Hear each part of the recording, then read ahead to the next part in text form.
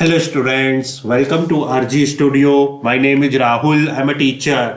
इस वीडियो में मैं आपको नेशनल शुगर इंस्टीट्यूट कानपुर, जो कि गवर्नमेंट ऑफ इंडिया का एक प्रीमियर इंस्टीट्यूट है, ministry of consumer affairs, food and public distribution, national sugar institute Kanpur और वसंतदादा शुगर इंस्टीट्यूट पुणे में विभिन्न जॉब ओरिएंटेड कोर्सेज होते हैं। इस वीडियो में मैं आपको जो नेशनल शुगर इंस्टीट्यूट कानपुर और वसंतदादा शुगर इंस्टीट्यूट पुणे के जो जॉब ओरिएंटेड कोर्सेज होते हैं, जैसे कि डीफैट, डीएसपीएमएम, डीक्यूसीईएस, एनएसआईएसटी, एनएसआईएससी और अन्य जो यहाँ पे कोर्सेज होते हैं, इसके एंट्रेंस एग्जाम के लिए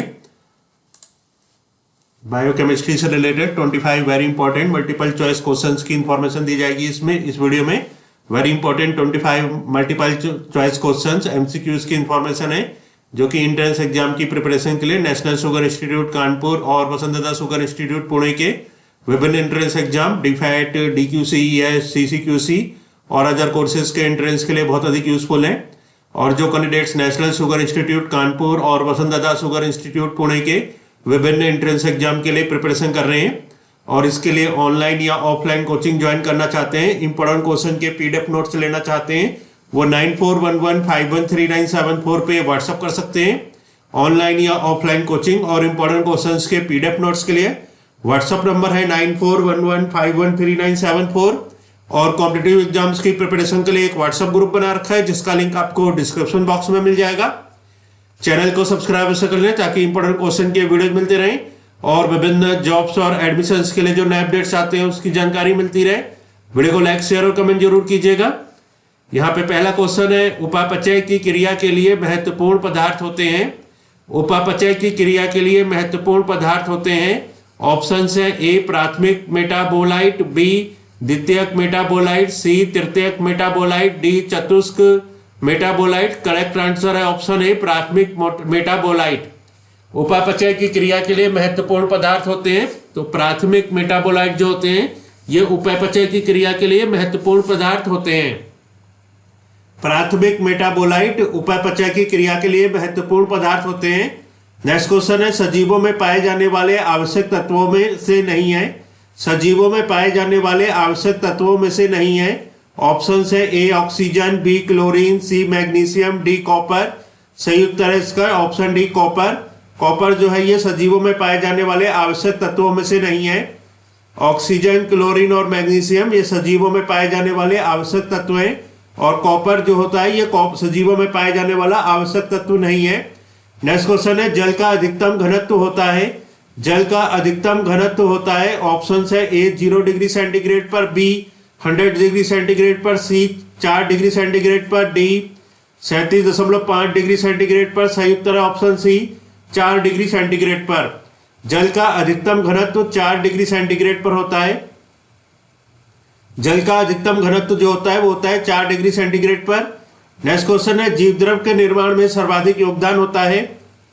जीवद्रव के निर्माण में सर्वाधिक योगदान होता है। ऑप्शन से ए जल का, बी प्रोटीन का, सी कार्बोहाइड्रेट का, डी अकार्बनिक लवण, क्षार एवं अम्लों का। सही उत्तर है ऑप्शन ए जल का। जीवद्रव के निर्माण में सर्वाधिक योगदान जल का होता है, तो जीवद्रव के निर्माण में सबसे ज्यादा योगदान जो होता है, सर्वाधिक योगदान होता है वो होता है जल का। नेक्स्ट क्वेश्चन है, मानव के शरीर के कुल जल का कितने प्रतिशत जल कोशिका के बाहर होता है। मानव के शरीर के कुल जल का कितने प्रतिशत जल कोशिका के बाहर होता है। ऑप्शन है ए 50%, बी 55%, सी 70%, डी 45%। सही उत्तर है ऑप्शन डी 45%। मानव के शरीर के कुल जल का 45% जल कोशिका के बाहर होता है, तो मानव के शरीर में जो कुल जल होता है उसका 45% जल कोशिका के बाहर होता है। नेक्स्ट क्वेश्चन है, द्विध्रुवीय होने के कारण जल है। द्विध्रुवीय होने के कारण जल है। ऑप्शन है ए उत्तम विलायक, बी कमजोर विलायक, सी उत्तम विलय, डी उपरोक्त में से कोई नहीं। सही उत्तर है ऑप्शन ए उत्तम विलायक। द्विध्रुवीय होने के कारण जल उत्तम विलायक है, तो द्विध्रुवीय होने के कारण जल उत्तम विलायक होता है।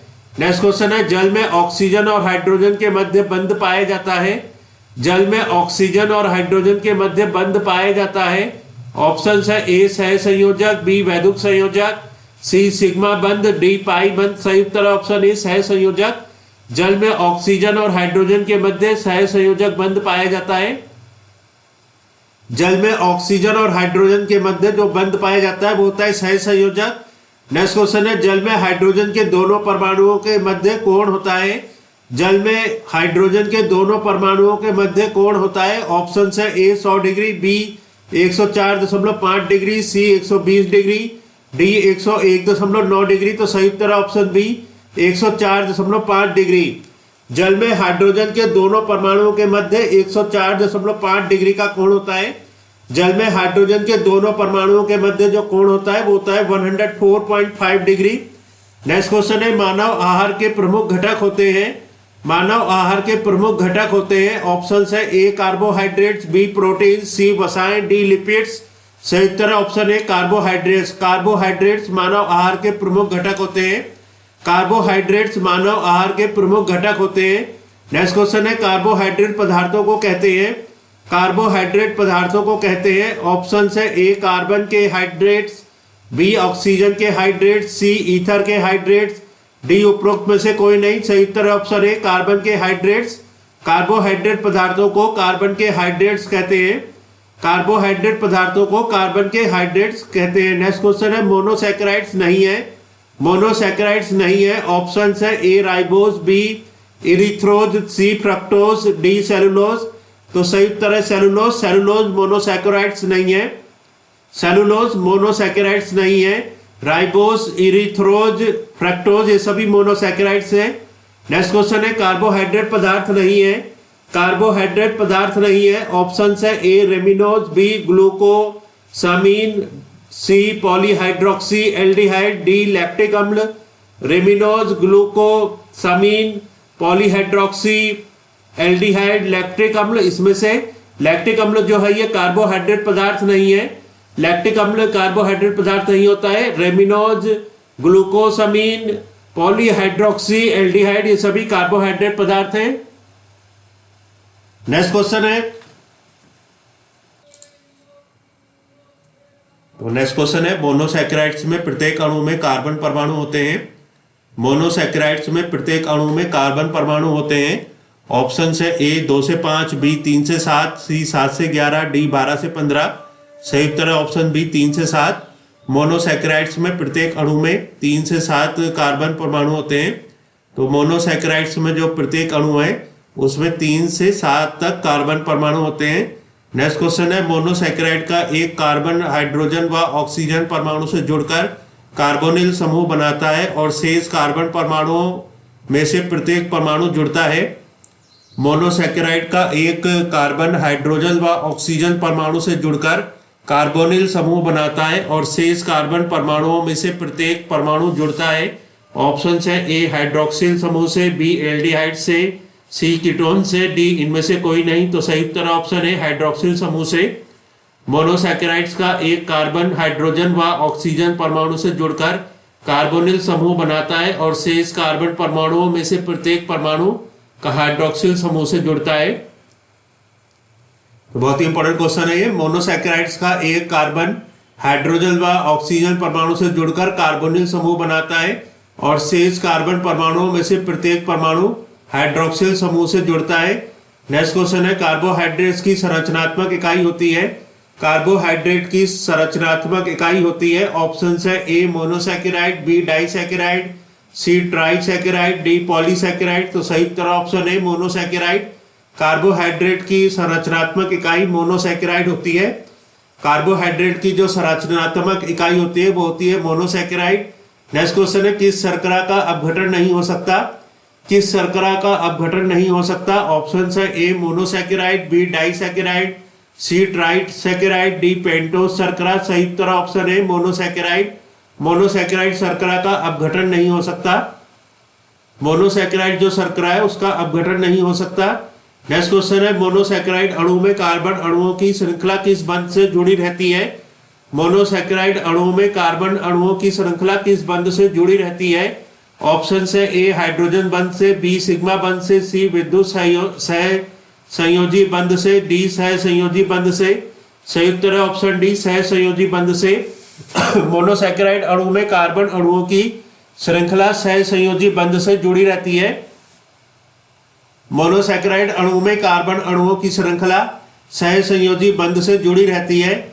नेक्स्ट क्वेश्चन है मोनोसैकेराइड में कार्बन परमाणु से कौन सा समूह जुड़ा होता है। मोनोसैकेराइड में कार्बन परमाणु से कौन सा समूह जुड़ा होता है। ऑप्शन है ए हाइड्रोक्सिल समूह, बी कार्बोनिल समूह, सी अमीनो समूह, डी इनमें से कोई नहीं। सही उत्तर ऑप्शन बी कार्बोनिल समूह। मोनोसैकेराइड में कार्बन परमाणु से कार्बोनिल समूह जुड़ा होता है। मोनोसैकेराइड में कार्बन परमाणु से कार्बोनिल समूह जुड़ा होता है। नेक्स्ट क्वेश्चन है मोनोसैकेराइड्स एवं ओलिगोसैकेराइड्स सामान्य शर्कराएं हैं जो सरलता से जल में घुल जाती है, इन्हें कहते हैं। मोनोसैकेराइड्स एवं ओलिगोसैकेराइड्स सामान्य शर्कराएं हैं जो सरलता से जल में घुल जाती हैं, इन्हें कहते हैं। ऑप्शन है ए सूक्ष्म अणु, बी वृहद अणु, सी समान अणु, डी उपरोक्त में से कोई नहीं। सही उत्तर ऑप्शन ए सूक्ष्म अणु।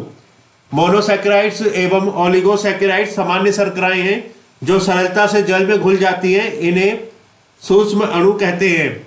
तो मोनोसैकेराइड्स एवं ओलिगोसैकेराइड्स सामान्य शर्कराएं होती हैं जो सरलता से जल में घुल जाती हैं, इन्हें सूक्ष्म अणु कहते हैं।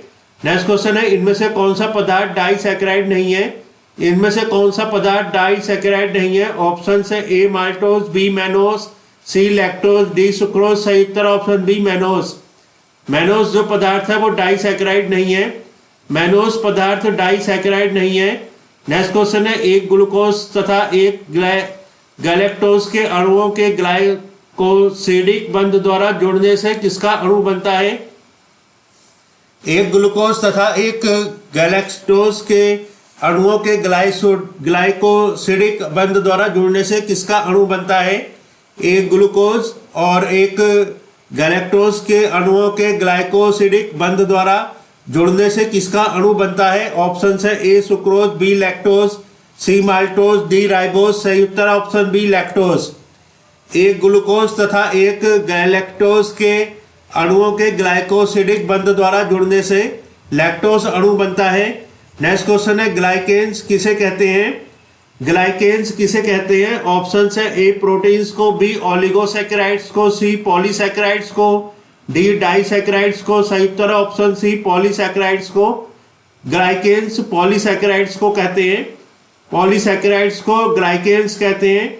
नेक्स्ट क्वेश्चन है गन्ने में शर्करा किस रूप में होती है। गन्ने में शर्करा किस रूप में होती है। ऑप्शन है ए माल्टोज, बी सुक्रोज, सी फ्रक्टोज, डी ग्लूकोज। सही उत्तर ऑप्शन बी सुक्रोज। गन्ने में शर्करा सुक्रोज के रूप में होती है। गन्ने में जो शर्करा होती है वो सुक्रोज रूप में होती है। नेक्स्ट क्वेश्चन है सुक्रोज बना होता है। सुक्रोज बना होता है। ऑप्शन है A glucose fructose, B galactose lactose, C galactose glucose, D glucose maltose. सही उत्तर option A glucose fructose. Sucrose glucose fructose से बना होता है। सुक्रोज जो होता है वो ग्लूकोज फ्रक्टोज से बना होता है। नेक्स्ट क्वेश्चन है स्तनियों के दुग्ध में पाई जाने वाली प्रमुख शर्करा होती है।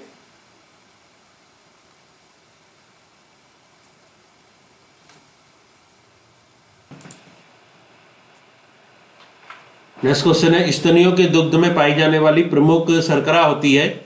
स्तनियों के दुग्ध में पाई जाने वाली प्रमुख शर्करा होती है। ऑप्शन है ए सुक्रोज, बी ग्लूकोज, सी लैक्टोज, डी फ्रक्टोज। सही उत्तर ऑप्शन सी लैक्टोज। लैक्टोज स्तनियों के दुग्ध में पाई जाने वाली प्रमुख शर्करा होती है। स्तनियों के दुग्ध में पाई जाने वाली प्रमुख शर्करा लैक्टोज होती है। इस वीडियो में इंफॉर्मेशन दी गई है 25 very important multiple choice questions की, जो कि नेशनल शुगर इंस्टीट्यूट कानपुर और वसुंधरा शुगर इंस्टीट्यूट पुणे के विभिन्न एंट्रेंस एग्जाम डीफाइड, डीक्यूसी, ईएस, सीसीक्यूसी और अदर कोर्सेज के लिए बहुत अधिक यूजफुल हैं। और जो candidates national sugar institute Kanpur और वसुंधरा शुगर इंस्टीट्यूट पुणे के विभिन्न एंट्रेंस एग्जाम के लिए प्रिपरेशन कर रहे हैं और इसके लिए ऑनलाइन या ऑफलाइन कोचिंग ज्वाइन करना चाहते हैं, इंपॉर्टेंट क्वेश्चन के पीडीएफ नोट्स लेना चाहते हैं, वो 9411513974 पे व्हाट्सएप कर सकते हैं। Thanks for watching this video.